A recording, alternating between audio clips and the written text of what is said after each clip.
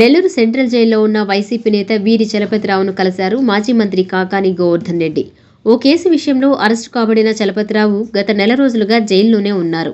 ఈ నేపథ్యంలో ఆయనతో ములాఖత్ అయ్యారు నెల్లూరు జిల్లా వైసీపీ అధ్యక్షులు గోవర్ధన్ రెడ్డి. పలు రాజకీయ అంశాలపై చలపతితో ఆయన మాట్లాడారు.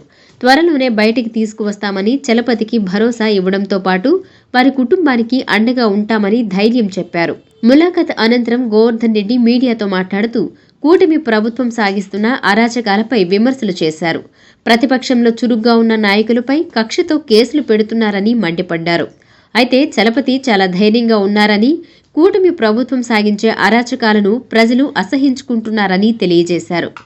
వైసీపీ అధికారంలోకి వచ్చిన తర్వాత అందరి సంగతి తేలుస్తామని హెచ్చరించారు. కాబట్టి వాళ్ళు వీళ్ళు అనేది లేకుండా చివరికి దళితులైనా సరే మమ్మల్ని కనుక మీరు ప్రశ్నిస్తే లేదా మమ్మల్ని మీరు విమర్శిస్తే మీ మీద అక్రమ కేసులు పెడతామని చెప్పి ఒక అన్యాయమైనటువంటి అక్రమ కేసు ఈరోజు చలపతి మీద మోపడం జరిగింది. చలపతిని అరెస్ట్ చేయడం, రిమాండ్ చేసిన తర్వాత చలపతి యోగక్షేమాలు తెలుసుకుందామని చెప్పి ఇక్కడికి రావడం జరిగింది. వాస్తవానికి పాపం చలపతి ధైర్యంగా ఉన్నాడు, ఆరోగ్యంగా ఉన్నాడు. ఏది ఏమైనా సరే చేయనటువంటి తప్పుకి శిక్ష అనుభవిస్తున్నాడు. ఇది ఎందుకు చెప్పామంటే ఎప్పుడో దాదాపుగా 2 సంవత్సరాల క్రితం జరిగినటువంటి సంఘటన. కూటమి ప్రభుత్వం వచ్చి దాదాపుగా 16 నెలలైంది.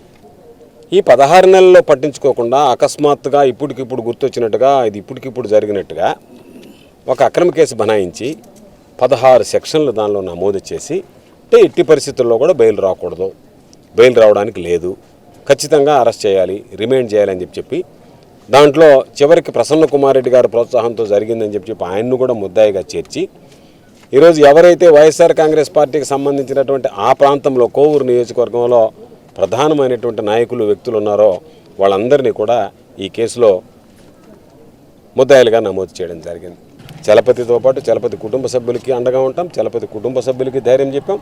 అన్ని విధాల చలపతిని ఈరోజు నిర్దోషిగా బయటికి తీసుకురావడానికి ప్రయత్నం జరుగుతుంది. చలపతి అనేటువంటి వ్యక్తి ఈరోజు రాబోయేటువంటి రోజుల్లో కూడా వైఎస్ఆర్ కాంగ్రెస్ పార్టీ పక్షాన మరింత పోరాటానికి సిద్ధమవుతున్నాడు.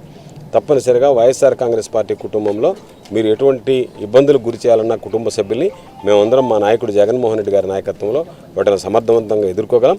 చంద్రబాబు నాయుడు లాగా ఈరోజు ఏదో ఒక విధంగా జిమ్మిక్స్ చేసేటువంటి వ్యక్తి కాదు, ఏ రకమైనటువంటి పోరాటానికైనా సిద్ధపడేటువంటి వ్యక్తి. ఆ విధంగా పోరాటానికి మమ్మల్ని అందరినీ సంసిద్ధం చేసినటువంటి వ్యక్తి జగన్మోహన్ రెడ్డి గారు అని చెప్పి ఈ సందర్భంగా తెలియజేస్తూ మా నాయకుడు ఇప్పటికీ ఆదేశించడం జరిగింది. ఎక్కడ వైఎస్ఆర్ కాంగ్రెస్ పార్టీకి సంబంధించినటువంటి నాయకులు కానీ కార్యకర్తలు కానీ సానుభూతి పరులు కానీ ఇబ్బందులు పాలవుతారో వాళ్ళకి మీరు సొంత కుటుంబ సభ్యుల్లాగా అండగా నిలవండి అని చెప్పారు.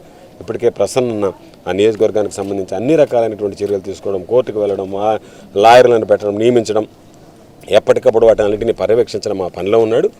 అందుకని మేము కూడా ఈరోజు చలపతిని పరామర్శిద్దాం, మాట్లాడదామని చెప్పి మాట్లాడాం. కాబట్టి రాబోయేటువంటి రోజుల్లో కూడా వైఎస్ఆర్ కాంగ్రెస్ పార్టీ మీద ఈ ప్రభుత్వం ఎన్ని రకాలైనటువంటి కక్ష సాధింపులకు పాల్పడినా మేమందరం అండదండలు అందించి సమిష్టిగా ఈ ప్రభుత్వం మీద మా పోరాటం కొనసాగుతుందని చెప్పి ఈ సందర్భంగా స్పష్టం చేస్తున్నాం.